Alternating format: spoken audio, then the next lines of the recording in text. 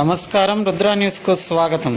హుస్నాబాద్ నియోజకవర్గంలోని కోహెడ, చిగురుమామిడి, అక్కన్నపేట మండలాలలోని వివిధ గ్రామాల నుండి మంత్రి పొన్నం ప్రభాకర్ కండువా కప్పి పార్టీలోకి ఆహ్వానించారు.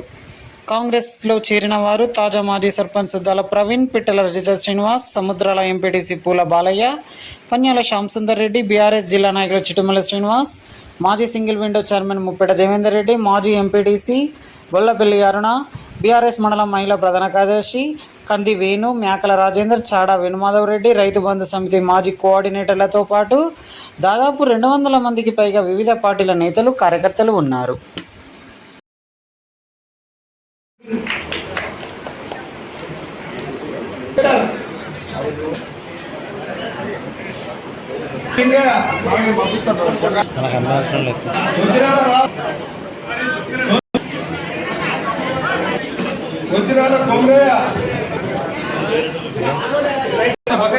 సైడ్